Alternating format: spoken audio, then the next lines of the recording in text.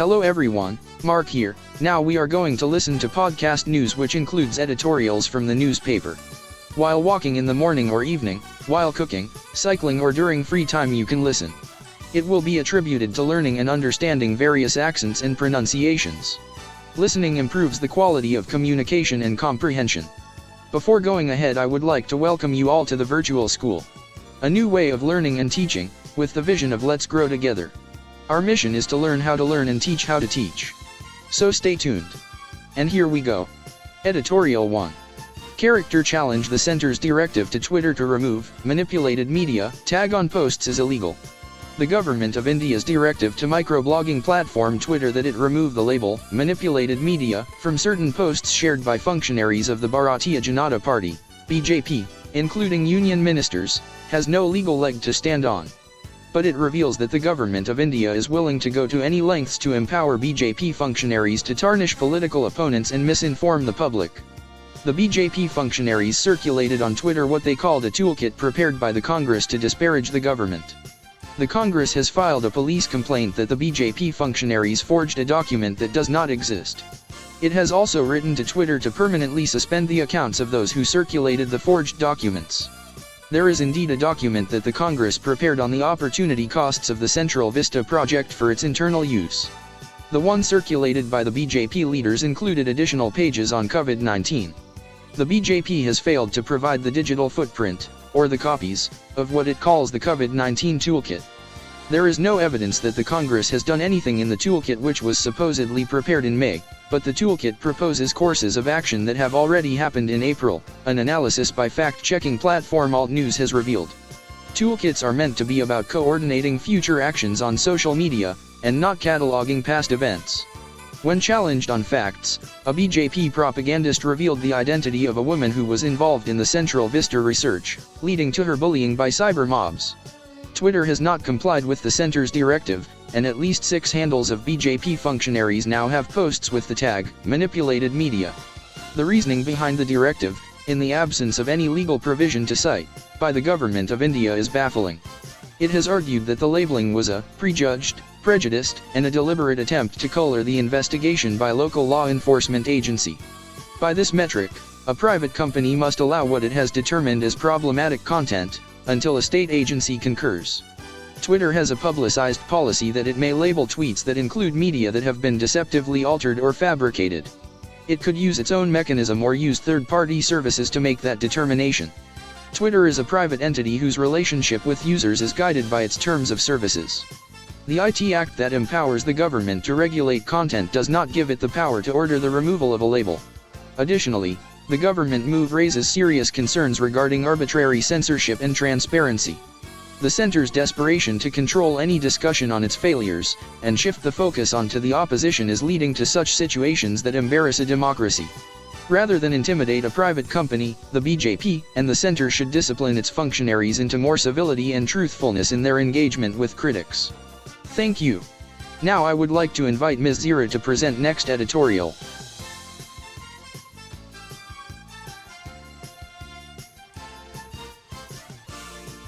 Dear Mark, thank you so much for this wonderful presentation. Now I would like to present next editorial. Hello everyone, Zira here. Editorial 2. Losing time: Puducherry needs a full-fledged government as coronavirus cases rise. The delay in the formation of the ministry in Puducherry does not appear to be merely because Chief Minister N. Rangasmally was indisposed for some days. He took charge on May 7 before taking ill. He has now recovered from COVID-19, but there is no word on cabinet expansion.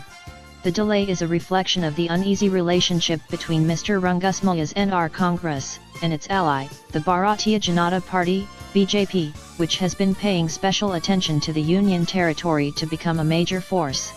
On the face of it, the delay is because of the Chief Minister's hospitalization and his home quarantine, which was over on Sunday, May 23.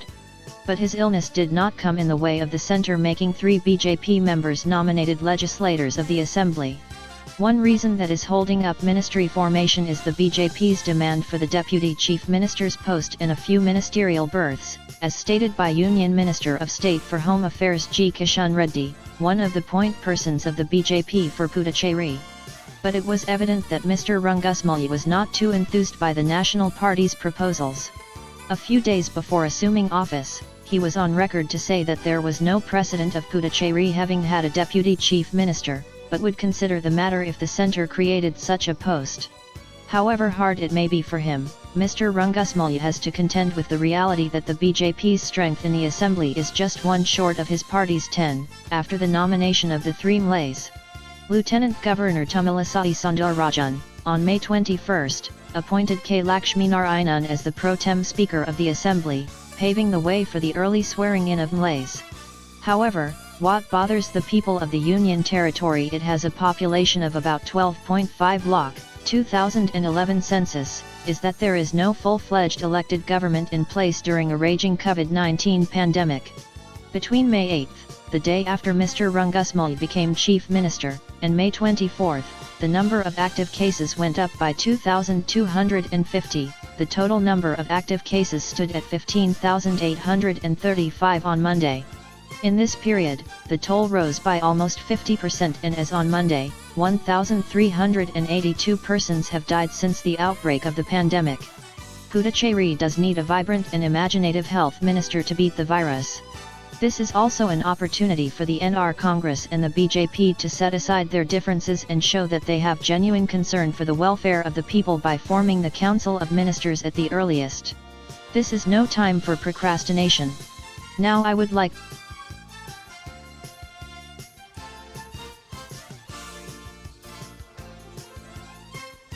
Dear Zira, thank you so much for this wonderful presentation. Now I would like to present next editorial. Hello everyone, David here. Editorial 3. A September exit, Afghanistan at the crossroads. While the U.SS withdrawal will end its forever war, peace depends on what future steps the country's stakeholders take. Reuters. Jonathan Ernst / Reuters. In conflict resolution diplomacy involving multiple stakeholders, sometimes the venue becomes as important as the agenda of peace talks. The fragile Afghanistan peace process has been in disarray as the Washington-desired conference to be hosted by the United Nations in Istanbul, Turkey, earlier scheduled for late April early May, remains suspended due to the reluctance of Afghans. Taliban. Turkey had to announce the postponement of talks until the end of Ramzan. Now there is some hope of breaking the impasse as the Taliban have expressed an openness to attend the Istanbul summit, with the rider that the final outcome will be achieved in Doha. Although it gives an impression of the Taliban snubbing Turkey, the real issue regarding Afghan peace, however, should be what is to be done, and not who does it or how it is done. An American calibration. The Istanbul conference is being calibrated by the Biden administration with its plans to completely withdraw from war-torn Afghanistan. Rejecting the Pentagon's preference for a conditions-based exit, United States President Joe Biden is insistent on withdrawing the troops on September 11, even without any power-sharing deal between the warring parties. With the rising level of violence, prospects of negotiating peace in Afghanistan seem bleak.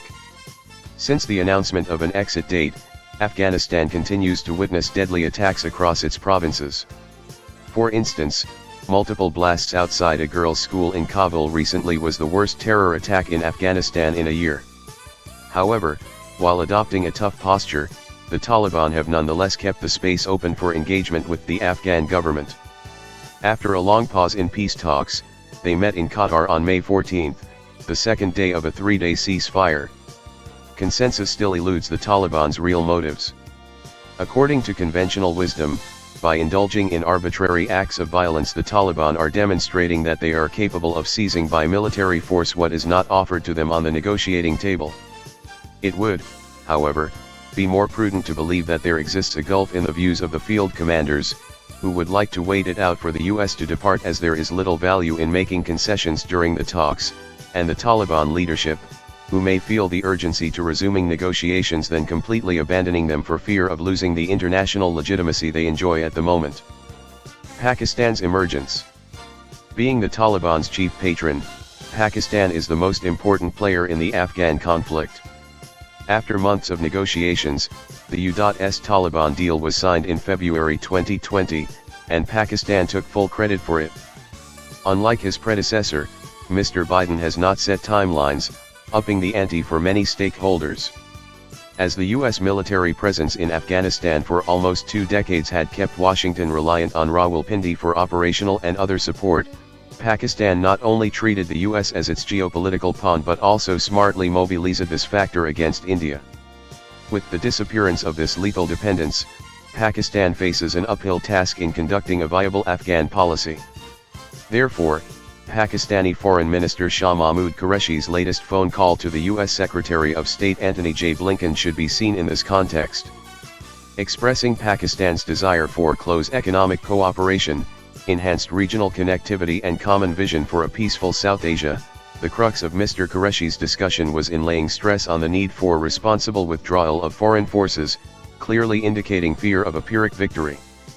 No one knows better than Pakistan's Army Chief General Qamar Javed Bajwa that Pakistan cannot keep America invested in his country on military, economic, and societal fronts without partnering with the US to ensure a smooth transition of power in Kabul.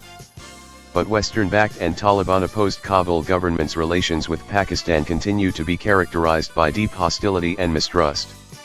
Despite a recent goodwill trip to Kabul by General Bajwa, accompanied by the Chief of the Inter-Services Intelligence, ISI, Light Gen Faiz Hamid, to assure the Afghan leadership of Pakistan's support for an inclusive power-sharing arrangement, Afghanistan President Ashraf Ghani has accused Pakistan of running an organized system of support for the Afghan Taliban. Dealing with the President. An essential element of Mr. Biden's plan is to make Mr. Ghani agree to dissolve his government and set up a new governing system that would include the Taliban, which could finally decide the future distribution of power and changes to the Afghan constitution. But Mr. Ghani refuses to step down for an interim regime to take over, insisting that a new government should emerge through elections in which he promises not to run. Mr. Ghani is seen as a figure who has deepened divisions among an already fractured Afghan political elite, besides failing miserably to wean the Pashtuns away from the Taliban. Ever since his controversial re-election, rival contenders for power are increasingly attacking his legitimacy, challenging his motivations and grounds of support. On the contrary, the Taliban continues to display a large measure of cohesion, despite reports of its fragmentation. Without an immediate ceasefire, a tough summer awaits the Afghan security forces. Mr. Ghani could have had his way had Pakistan been the Taliban's only patron. The Taliban now draw support from a wide variety of regional powers, including Russia, China, and Iran. However, these countries too want the insurgent group to moderate its position. China, which has earned notoriety of being the free rider in Afghanistan, seems confused as the American exit looms large.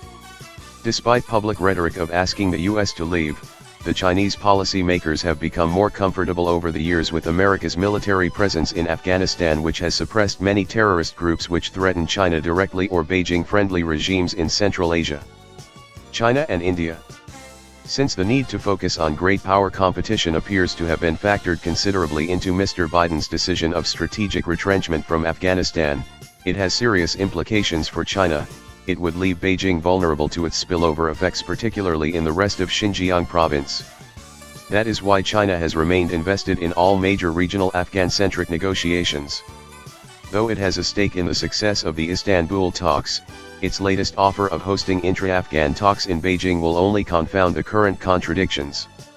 Nevertheless, if all regional frameworks fail to achieve Afghan peace, Beijing will not hesitate in asking for a potential UN intervention, as revealed by Chinese Foreign Minister Wang Yi. India has been the key regional backer of the Ghani government, supporting an Afghan-led, Afghan-owned, and Afghan-controlled peace process. New Delhi rightly fears a Taliban-dominated regime in Kabul might allow Pakistan to dictate Afghanistan's India policy. That is why India's External Affairs Minister S. Jaishankar has underlined the need for a genuine double peace, within and around Afghanistan. But despite being offered a seat at Istanbul at the US's behest, New Delhi remains a peripheral player. As opportunism and strategic boldness seem to have become the main structuring poles of Afghan conflict resolution diplomacy, India's policy preference for courting Kabul's traditional political elite has faced a distinctive drawback: it has no leverage with the Taliban. Hence, there is nothing unethical in exploring the possibility of developing links with the amenable section of the Afghan Taliban. Finally, India and Pakistan. The strategic competition between Washington and Beijing, China's growing rivalry with India, and New Delhi's tense relationship with Islamabad are some of the factors which will certainly affect the situation in Afghanistan as the US leaves the country. Thus, any reduction in tensions between India and Pakistan, irrespective of who plays the mediator, will have an indirect stabilizing effect on Afghanistan. Moreover, Pakistan has a direct stake in the success of peace talks because it is aware of the negative fallout of another cycle of violence in Afghanistan, unconstrained refugee flows and terror attacks inside its territory. It remains to be seen how border fencing along the controversial Durand Line can minimize this negative fallout. While the September 11 exit would bring the U.SS forever war to an end, it is unlikely to result in peace if Afghan stakeholders show their utter inability to take the process forward. But if the path of negotiations is either abandoned or accepted half-heartedly, it will be impossible to stop Afghanistan's descent into chaos and civil war. Vinay Kora is Assistant Professor, Department of International Affairs and Security Studies, Sardar Patel University of Police, Security and Criminal Justice, Jodhpur, Rajasthan. He is also a non-resident scholar at the Middle East Institute, Washington, D.C. Now I would like to invite Mr. Ravi to present next editorial.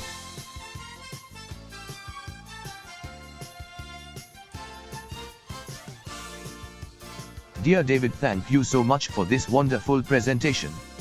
Now I would like to present next editorial. Hello everyone, David here. Editorial 4. The scale of Gujarat's mortality crisis. Analysis of excess deaths from the civil registration system spotlights the systematic obfuscation in official statements. By all accounts, the mortality impact of the COVID-19 pandemic has been exceptionally large. Crematoria, burial grounds, and, in some places, even riverbeds are full. Tragically, almost everyone has lost at least one person close to them. Given this reality, few people have much faith in official COVID-19 death counts. How many COVID-19 deaths are going uncounted? Could indirect effects of the pandemic, for example through economic distress and disruptions to healthcare, be contributing to a surge in mortality? Registration data insights. These key questions, being asked for over a year, are even more pertinent now. In Gujarat, reports of overburdened crematoria and lengthy lists of obituaries indicate a severe crisis. Mortality figures from the civil registration system in Gujarat, reported recently by the Gujarati newspaper, Divya Bhaskar, https://bit.ly/3ondinj, provide some insight into the scale of the mortality crisis. To provide some context, official COVID death counts largely reflect deaths in hospitals, of patients with confirmed COVID-19, where COVID-19 is listed as the cause of death. Deaths where doctors do not write COVID-19 as the cause of death on the hospital death certificate are missed. Additionally, government death audit committees may choose to omit deaths of patients with confirmed COVID-19 from official tolls, citing comorbidities as the main cause of death. Finally, deaths at home, whether of those who were tested or not, and whether test results were positive or not, are largely missed by the system. In contrast, India's civil registration system is supposed to register all deaths, COVID or not, at home or in a hospital. Civil registration has been improving, and across India about 86% of all deaths were registered in 2018. In Gujarat, civil registration is considered to be complete by the Registrar General and Census Commissioner of India, https://bit.ly/3wt1ux.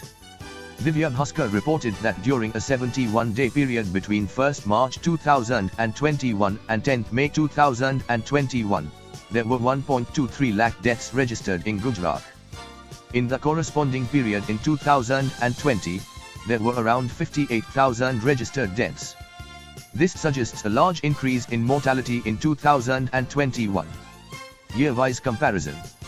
However, 2020 was also a pandemic year, and the early days of the pandemic saw a very harsh lockdown.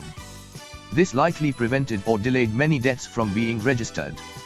Considering this, we compared registered deaths in Gujarat in 2021 to estimates of baseline mortality from previous years.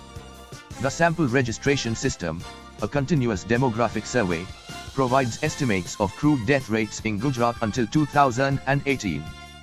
For the period 2015 to 2018, mean crude death rates were 6.075 deaths per 1,000. Taking Gujarat's projected population in 2021, about 6.98 crore, we would expect about 82,500 deaths in a 71-day period. Using registered deaths between 2015 to 2018 for this calculation reveals a similar estimate. The 1.23 lakh registered deaths in Gujarat during March 1 to May 10, 2021 were thus 50% higher than expected from baseline estimates. Moreover, the current COVID-19 wave may have caused delays in registration. The scale of the mortality surge could be even greater. Thus, in a little over 2 months, there were at least 40,000 excess deaths, over and above what we expect from previous year's data.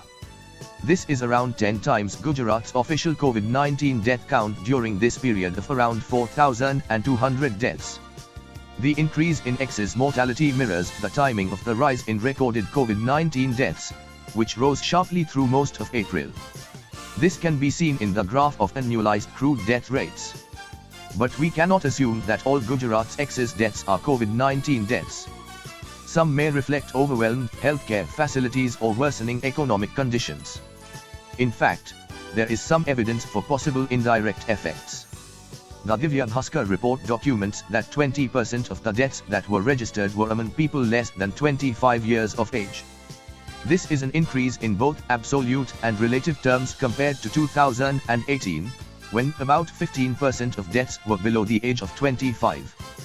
Because young people are less vulnerable to severe COVID-19, and because child mortality is especially sensitive to disruptions in healthcare, this suggests an increase in indirect mortality. Even factoring in a possible increase in indirect mortality, the data strongly suggest that the great majority of COVID-19 deaths in the state have gone uncounted. This is consistent with large mismatches observed between numbers of COVID protocol cremations and recorded COVID-19 deaths. The work of journalists in Gujarat demonstrates the value of looking at mortality records from civil registration to examine the extent of the crisis. In addition to Gujarat, civil registration is complete in 15 states and union territories. Many people work hard to collect this data, and many more wait in government offices to report the deaths of their family members. The least governments can do is to make this data available so that we can better understand the scale of India's COVID-19 crisis. Unreliability of official counts. In summary, data from the civil registration system in Gujarat shows large increases in mortality, consistent with multiple accounts of the unreliability of official COVID-19 death reporting in the state. These official death counts are used to make claims about low infection fatality rates and low overall mortality. Analysis of excess deaths from the civil registration system highlights the systematic obfuscation in such official statements. Ultimately, Gujarat's civil registration system death counts reinforce what we already know, that an unprecedented tragedy is unfolding, and that the government's response has been severely lacking. Ashish Gupta is a PhD candidate in demography and sociology at the University of Pennsylvania, US. Murad Bunji is a senior lecturer in mathematics at Middlesex University, London. Now I would like to invite Ms. Sahil to present next editorial.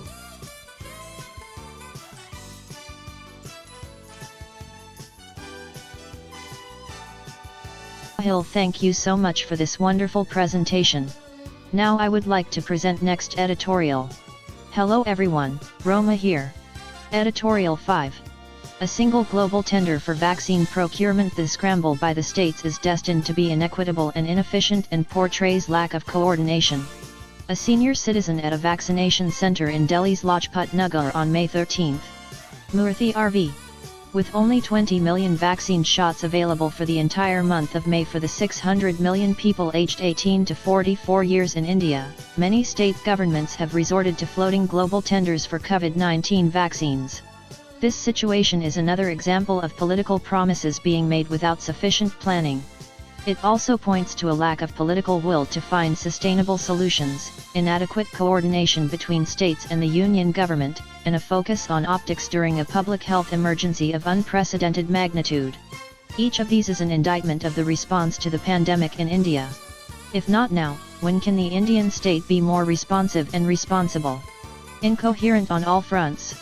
There are many cons of the liberalist and accelerated Phase 3 strategy of COVID-19 vaccination, which began on May 1. We discuss them in this article, particularly in view of the scramble among states at the international stage as a result of this strategy.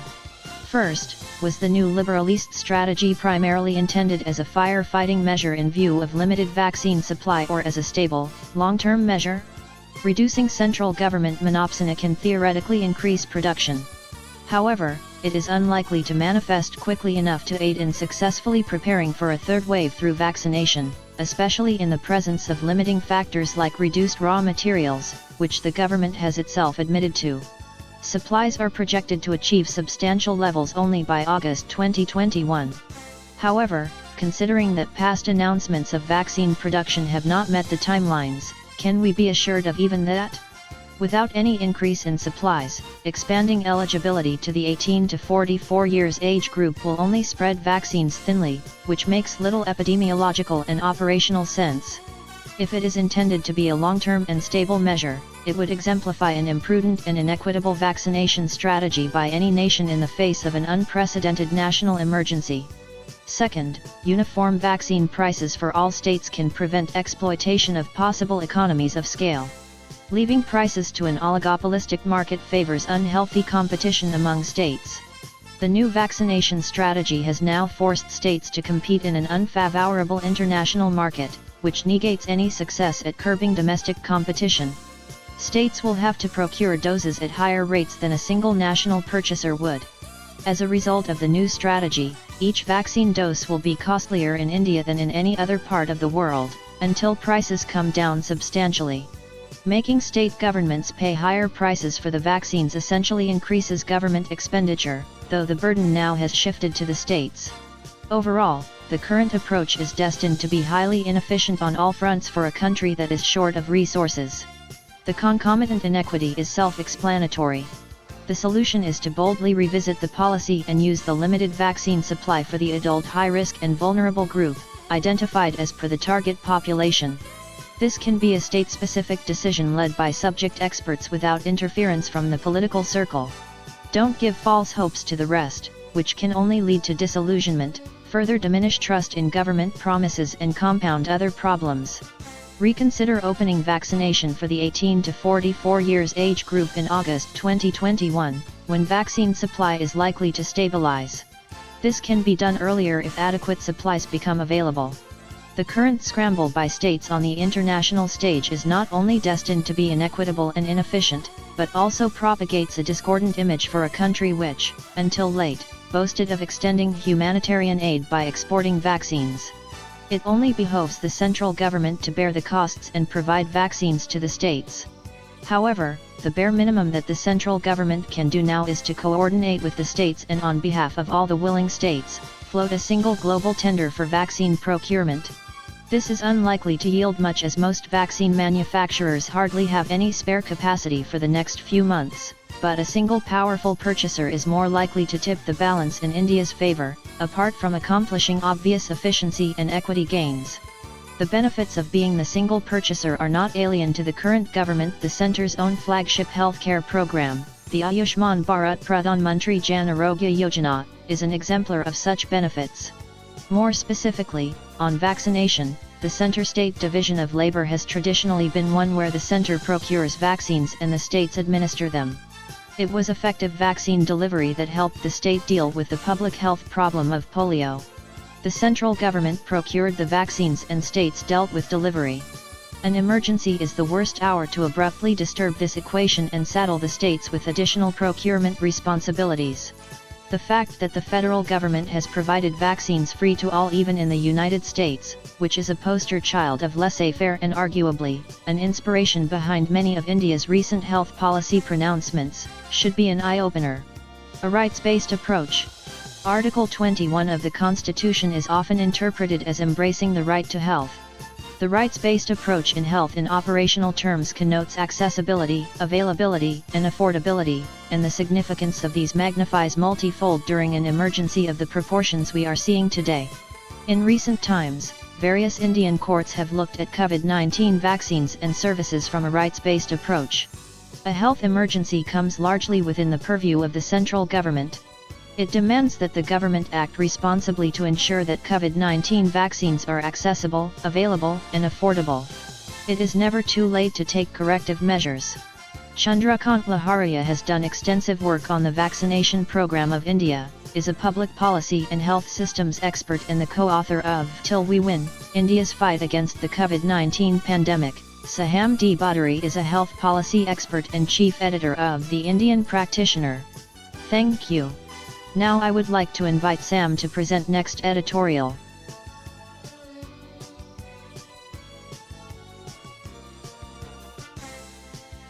Thank you so much for this wonderful presentation. Now I would like to present next editorial. Hello everyone, Sam here. Editorial 5. Expanding the scope of POCSO. Reforming the law is necessary to account for the reporting of historical child sexual abuse. Over the last 9 years, India has sought to protect children from offences of sexual assault, sexual harassment, and pornography through the Protection of Children from Sexual Offences Act, POCSO. But POCSO has not been without controversy or deficiency. Recently, the Supreme Court had to injunct an interpretation of skin-to-skin contact given by the Bombay High Court. Another fundamental defect of POCSO is its inability to deal with historical cases. With growing international jurisprudence around these issues, and in line with the UN Convention on the Rights of the Child, India must revise its legal and procedural methods to deal with historical child sexual abuse. Historical child sexual abuse. Historical child sexual abuse refers to incidents that are reported late. Historical abuse is not just confined to institutions but also includes intrafamilial abuse where it is difficult for the child to report the offense or offender at the earliest point in time. It often takes time for the child to recognize and comprehend the gravity of what transpired and become confident to report the offense. At first glance, this may seem to run counter to the established principle of criminal law, that every act of crime must be reported at the earliest and any delay in filing the complaint dilutes the efficacy of the prosecution's case. Provisions in the Criminal Procedure Code, CRPC, prohibit judicial magistrates from taking cognizance of cases beyond a specific time period. Cases involving child sexual abuse not amounting to rape as defined under Section 376 of the Indian Penal Code, IPC, and prior to the enactment of POCSO in 2012, would presumably be classified under the lesser, and somewhat frivolous, offense of outraging the modesty of a woman, Section 354 of the IPC.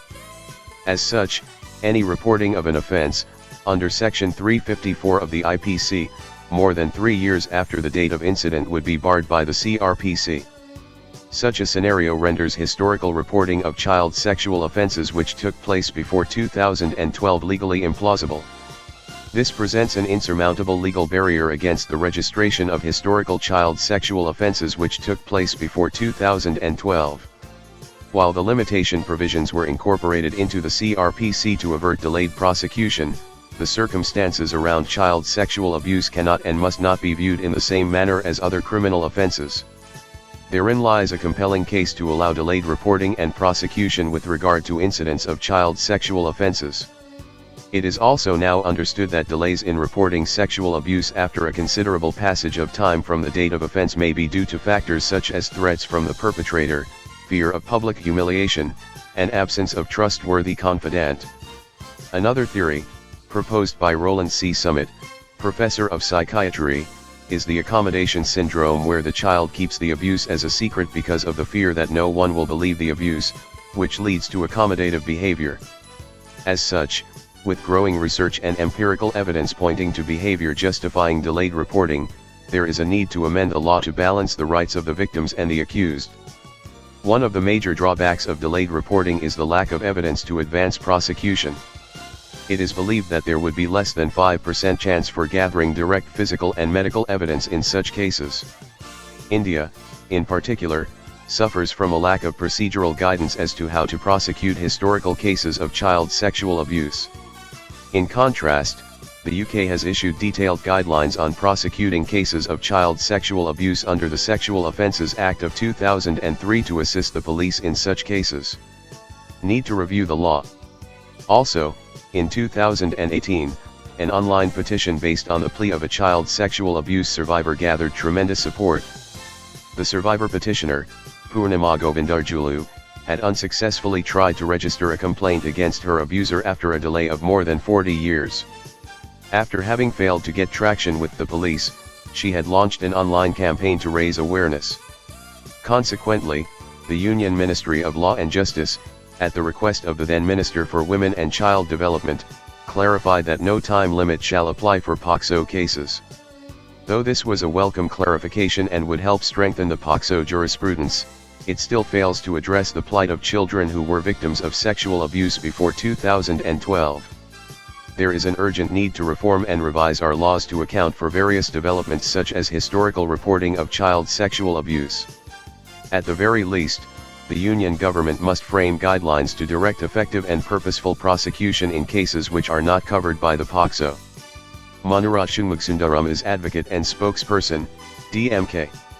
This article was written with inputs from Susi Varadhar.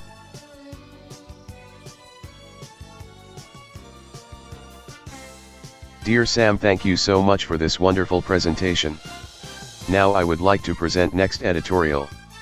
Hello everyone, Ram here. Editorial 6. Muslim politics, which way now, the decisions of Muslim voters could contribute to the making of an anti-Hindutva politics. Sheikh Mujibur Rahman. The results of the assembly elections in West Bengal, Assam, Tamil Nadu, Kerala and earlier Delhi offer insights into the fresh churning in Muslim politics in India owing to the perpetuation of Hindutva politics. When the Asaduddin Owaisi led All India Majlis-e-Ittihad Muslimin, AIMM, won 5 seats in the Bihar Assembly election in 2020, some secular voices interpreted it as a reflection of the party's growing national footprint. They also saw it as a threat to Indian secularism as they saw the party's advancement as a new trend of Muslims voting for Muslim parties in post-partition India. But in the recent West Bengal election, AIMM fielded 7 candidates and drew a blank. In Bihar, the AIMM received just 1.24% of the vote share and in Bengal, only 0.02%. A persisting myth.